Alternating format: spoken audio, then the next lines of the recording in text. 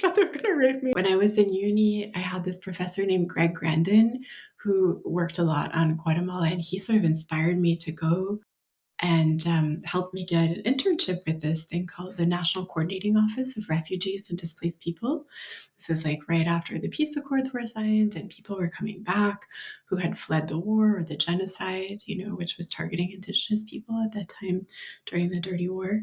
Um, and wow, I think I had never really gotten so up close and personal with violence Mm. and repression. And I was so young and so naive and probably so stupid, ma'am. But it it schooled me. I learned a lot, and it filled me with a fiery passion to fight for human rights. There's this thing, Dia del Ejército, the Day of the Army, and I went to work, and it was so scary. I got like pulled out of this bus. Well, it's my fault, really. On the bus, these army guys were harassing an old dude. I was like, "What is going on? You shouldn't be doing that.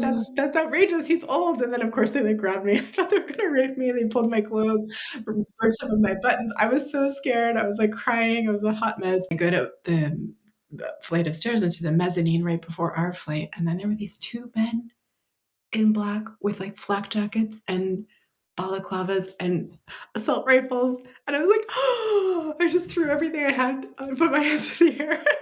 Oh It's my like on gosh. the mezzanine, like, what do I do? Do I go up? And yeah, I was scared out of my mind. I thought, have they killed my colleagues? I have to like go and see what if somebody's like bleeding out in the office, or also I'm like scared to leave the building. So I finally just put my hands down and started like shuffling past those guys into our office. Fine, there was nobody there. Totally unnecessary for me to have done that. The dudes actually left. Why were they there? I think they were there to intimidate the NCORD office, which actually they were all. I don't know how I'd missed the memo, but yeah, nobody else came until later. But I think it was definitely to intimidate the NCORD staff, not me. I'm like a useless little intern, like the real staff.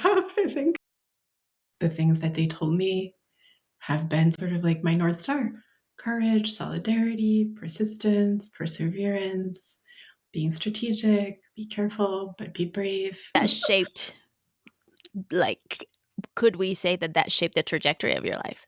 Oh, yeah, for sure.